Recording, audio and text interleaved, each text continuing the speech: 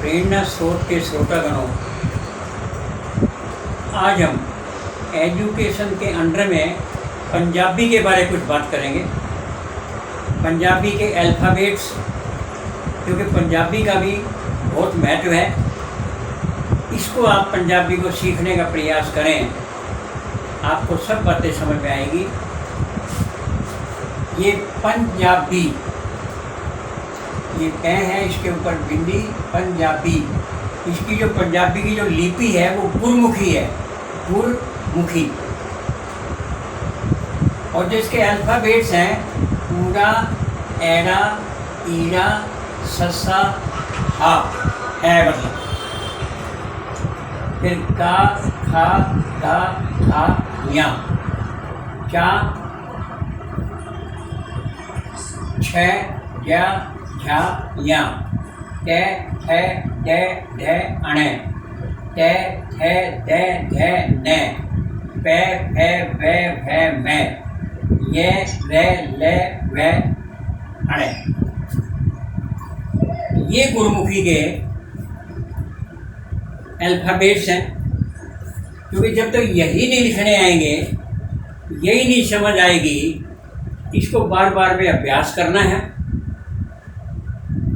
अगर इसमें बोर्ड पर समझ में ना आए तो कोई छोटी सी पंजाबी की एक छोटी सी अल्फ़ाबेट्स की बुक लेकर के बुक सेलर से, और वो भी आप पहचान कर सकते हो, उसे भी आप पहचान कर सकते हो और उसको लिख करके देखिए।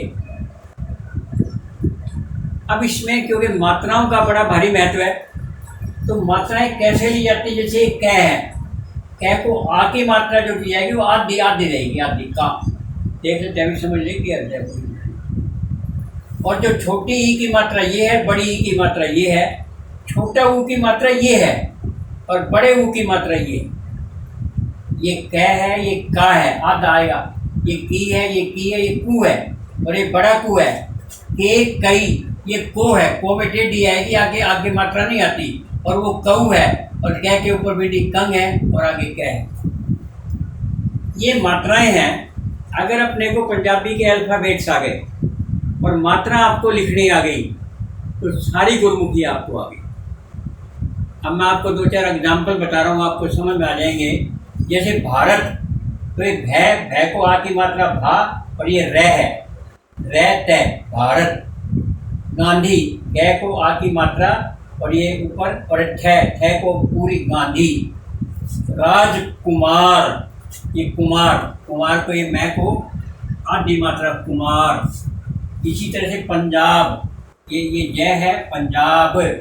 हरियाणा है में रे में ये फर्क है मिलता नहीं, और रे ये है, हरियाणा, हरियाणा।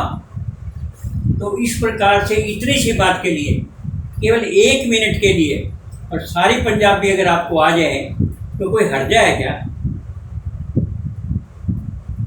तो अल्फ़ाबेट्स के लिए आप कोई भी किसी बुक सेलर से जाके बोलो पंजाबी का मेरे को एक अल्फ़ाबेट्स का कायदा दे दो, तो वहाँ से भी आप मिल जाएगी। तो आप सारी बातें सीख जाएंगे, और ये पंजाबी का सब कुछ है। मेरे को पंजाबी की एक कहावत याद है, पुरानी बातें हैं। जब हम चौथी क्लास में पढ़ते थे तो पंजाब हरियाणा एक ही था।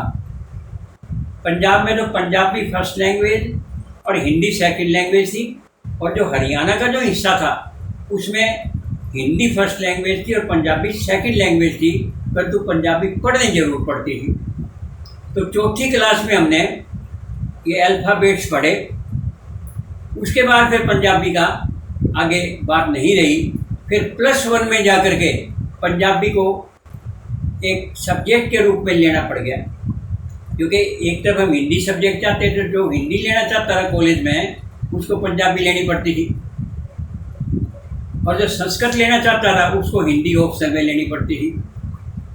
तो क्या हुआ कि इतने साल के गैप के अंदर, जो इतने साल का गैप हो गया, तो उस टाइम पर एक सरदार जी प्रोफेसर होते थे, पंजाबी पढ़ाते थे। तो वो एक बुक लगती थी कविता की, दूमेल। दूमेल का मतलब क्या था, ये पुराने कवि और नए कवियों का जो मिश्रण है उसको दूमेल बोलते हैं। और दूसरा और जो बातें थी उनकी समझ में आती रही धीरे धीरे, और अल्फ़ाबेट्स जो है धीरे धीरे सीखते रहे।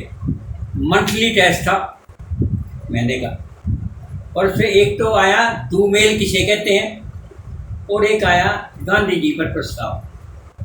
तो दूमेल किसे कहते हैं उसका आंसर तो दे दिया फट से भाई। साड़ी जी पुस्तक लगी है वो दूमेल, पुराने और नए कवियों में मिलाकर के बनी, इसलिए इसको दूमेल बोलते हैं।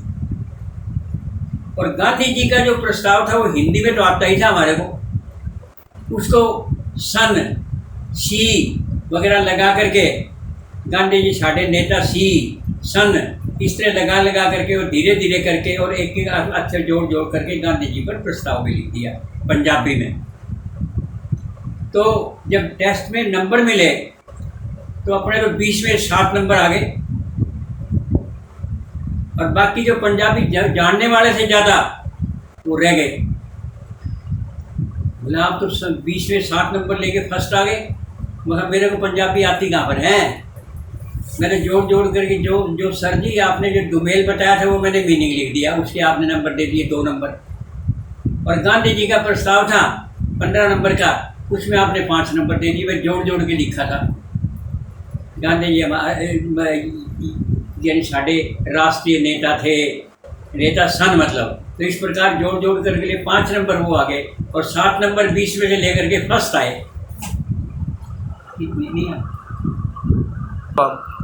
तो 7 नंबर लेकर के आप फर्स्ट आए। फिर बाद में किसी ने राय दी बोला आपके पास मैथमेटिक्स है, इकोनॉमिक्स है, बढ़िया सब्जेक्ट है, तो आप संस्कृत ले लो। संस्कृत के प्रोफेसर ने राय दी, और हिंदी आपका ऑप्शनल हो जाएगा, तो आपके संस्कृत में बहुत नंबर आएंगे। तो फिर मेरे को पंजाबी छोड़ करके मैंने संस्कृत और हिंदी ऑप्शन में ले लिया। तो पंजाबी वाले कहते तेरे बोला एक ही तो बच्चा पास हुआ और वही पंजाबी छोड़ के चला गया। मगर सर जी मेरे को पंजाबी आती जाती थोड़ी है, मैंने जोड़ जोड़ करके पंजाबी लिखी थी। तो ये इस प्रकार पंजाबी की जो पुरानी कहावतें हैं मेरे बारे में, मैंने उसके बारे में बताई। तो पंजाबी कोई कठिन विषय नहीं है, इसको थोड़ा सा भी ध्यान दे के करेंगे तो पंजाबी आपको एक लैंग्वेज के आप मालिक बन जाएंगे। जैसे आपको इंग्लिश आती है, जैसे आपको हिंदी आती है, तो पंजाबी भी एक लैंग्वेज आपको आ जाएगी। ये आपको एक एडिशनल क्वालिफिकेशन होगी। इस प्रकार से पंजाबी सीखने का प्रयास करें। Thank you.